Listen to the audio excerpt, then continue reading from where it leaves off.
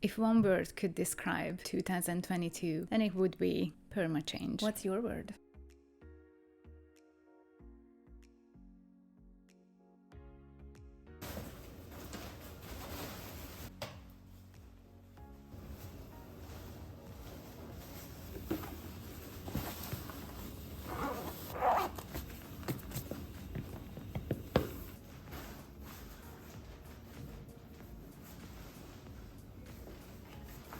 Now I'm ready.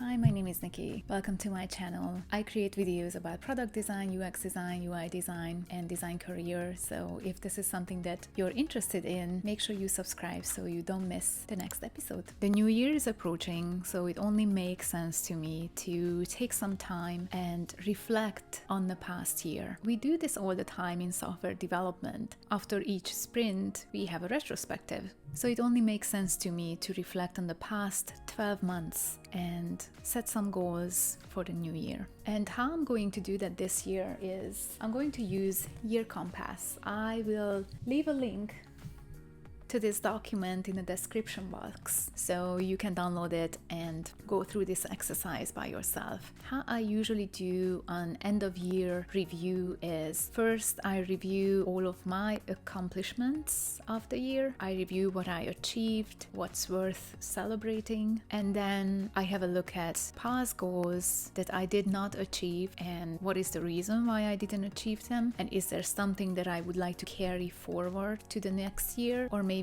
those goals don't make any sense to me anymore because life changes, focus changes, so it only makes sense to carry through things that you still value. I also identify areas to grow. These areas usually tie to my goals as well, so it's very important that you identify areas that you care about or you want to focus on because you would love to achieve some other goal. And then lastly, I look ahead. So I usually create a plan for the next year, what I would love to achieve, what are the steps that I need to do to achieve those goals. And because I work in tech, I usually like to set up SMART goals that I can measure and goals that I can impact. I have direct influence on. And the other things are just wishes. For example, I really would love to have 10,000 subscribers by end of next year, but can I influence it? Somewhat, yes. Perhaps if I create weekly videos, then subscribers might come, but there is only so much that I can influence here. So 10,000 subscribers is really just a wish, but what I can influence is the number of videos I release. I came across Year Compass last year, so I was really looking forward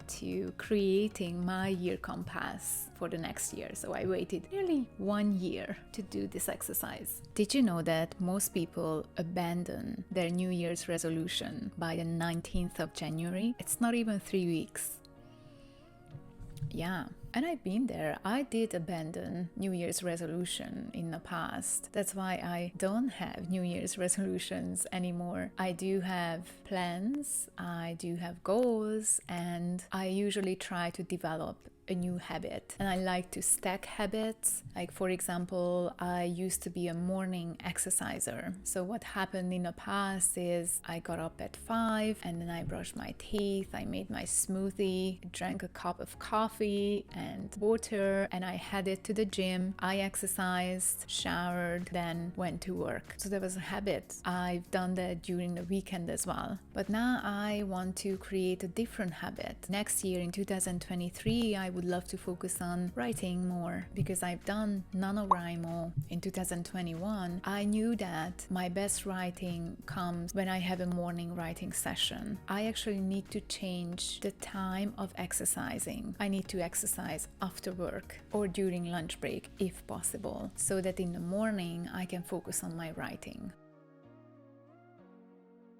I want to talk a little bit about Year Compass because it is a little bit different than your usual goal setting exercise. As they say, this booklet helps you reflect on the past year and plan the next one with a set of carefully selected questions and exercises. So this Year Compass booklet helps you uncover your patterns and design a great year for yourself. You're gonna go through your calendar week by week And if you see an important event, family gathering, friendly get together, or a significant project, then you write it down. Then you're gonna reflect on what your last year was about. There are 8 areas that they identified. This is the 8 areas. It's personal life and family, career, studies, friends and community, relaxation, hobbies, creativity, physical health and fitness, mental health, self-knowledge, habits that define you, and a better tomorrow, which is really interesting. They are asking a question: what did you do this year to leave the world in a better shape than you found it? And then you need to focus on the past year, 6 sentences about your past year, the wisest decision you made, the biggest lesson you learned, the biggest risk you took, biggest surprise of the year, and the most important thing you did for others, and the biggest thing you completed. And then they ask questions like, what are you most proud of? People who influenced you. And then there is a question about the best moments. So you gotta describe the greatest and the most memorable, joyful moments from last year. So it is a super positive exercise or review. Oh, and the other thing that I found really interesting is they have a section about forgiveness. So you gotta think about things and people, events that happened during the last year. There's a set of questions they ask. For example, did anything happen during the past year that still needs to be forgiven? Deeds or words that made you feel bad? Are you angry with yourself? Because forgiving is a good thing. Even if you are not ready to forgive, it's important to write it down so that you are aware that this is something that you need to deal with in the next year. Because why would you carry something if it's heavy? And just let it go. So that is probably the most interesting part. Just kind of differentiate this year compass from any other year in a review exercise. Then you arrive to 2023 on page 13, and then you look at the year ahead. So you gotta dare to dream big. So maybe that's when I write down the 10K subscribers on YouTube. So you gotta think about, what does the year ahead of you look like? Why will it be great? What would happen in an ideal word? And you can write or draw, or you can do whatever you want to do with this, but you gotta dream big. And again, the year ahead also shows the 8 areas of your life, those kind of things that you gotta think about, and take a look at the areas of your life and decide your goals for each of them for the next year. And then there are some super interesting questions. They call them magical triplets for the year ahead. It's like, you gotta celebrate yourself, who you become, who you are. You need to identify what you will keep loving about yourself in the next year, things like that. And then you can identify some secret wishes. Maybe instead of 10K subscribers, I would like to have 100,000 subscribers. Oh, that's crazy. I'm not even sure if I can imagine it.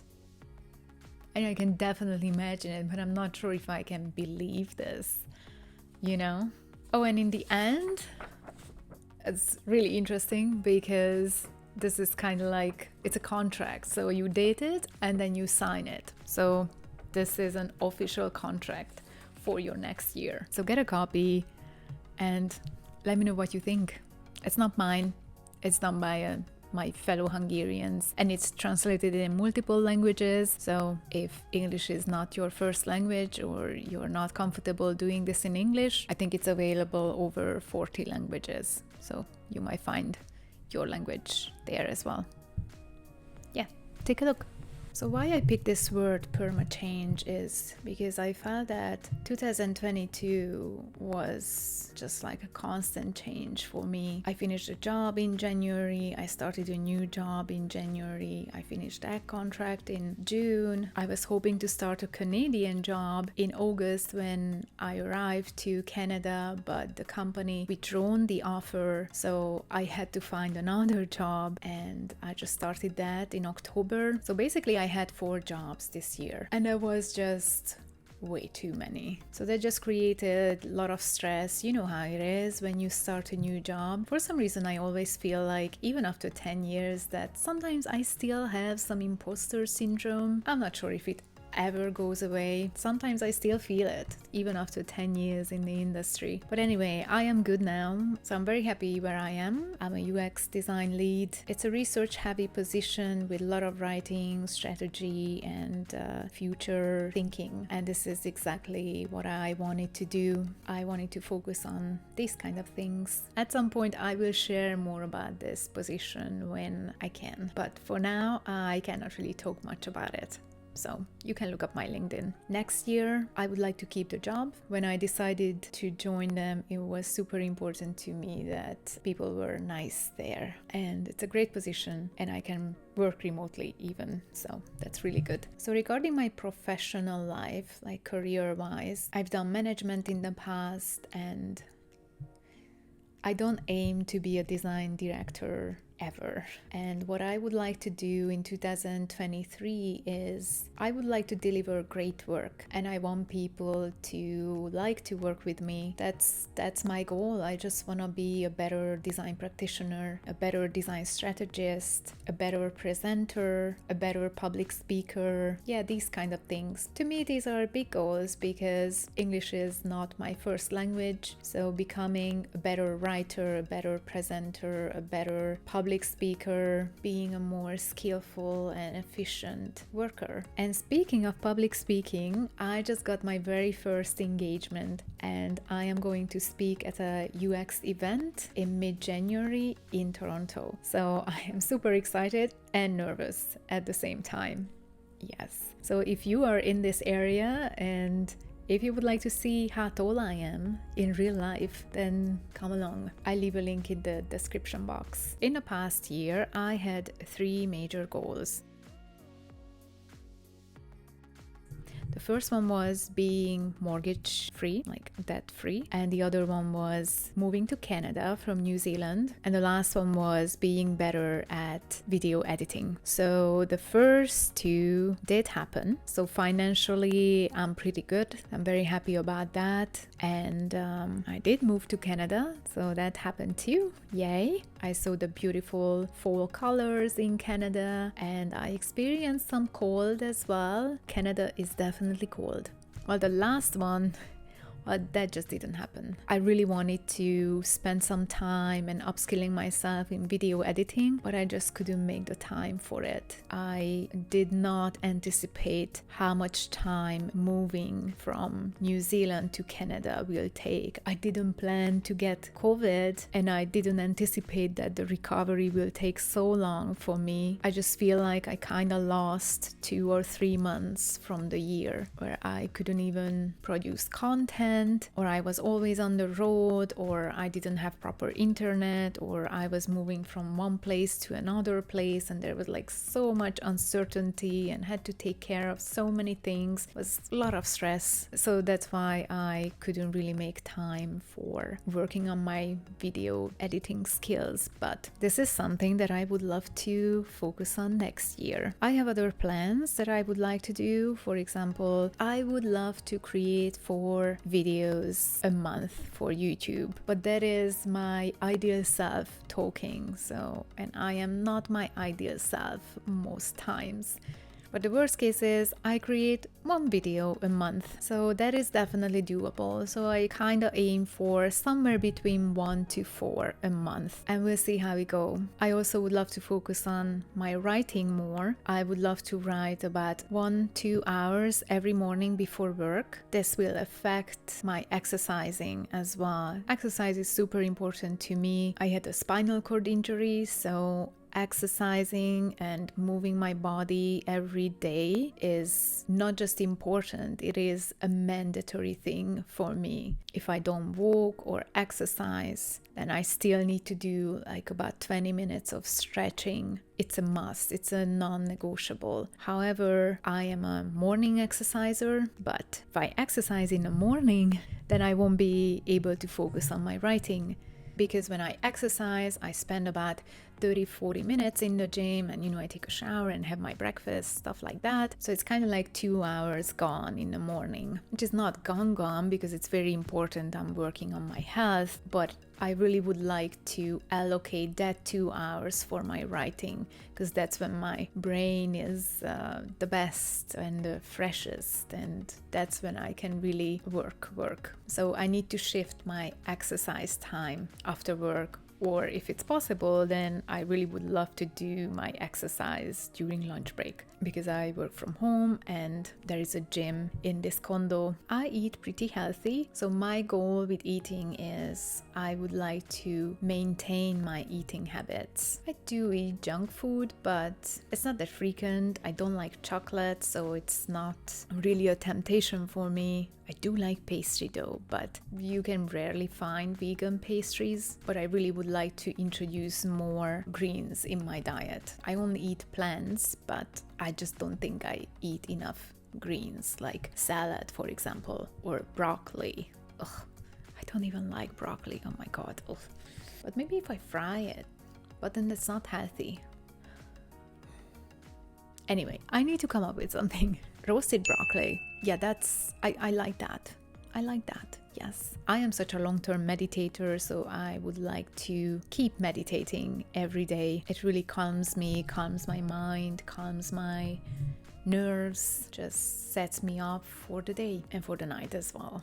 Again, new thing about writing, I would love to produce 1 article a week. I'm not sure if that is too ambitious. I signed up for a digital writing course. It's called Ship 30 for 30, and it's starting in January. I'm super excited about this. It's great to be surrounded by like-minded people who have similar goals in January. I know a lot of people talk about quality, and you gotta produce quality writing. However, for me, I feel that it's more about quantity for now. Once the quantity is nailed down, then I can focus on quality. I really would love to share what I learn about writing or what I do during my writing practice. So let me know if this is something that you're interested in, and I can document that journey. I think there is a huge benefit of being a great writer when you're a designer. Everything goes back to writing, being able to communicate our idea in a succinct and concise way, deliver the message effectively. So everything is writing.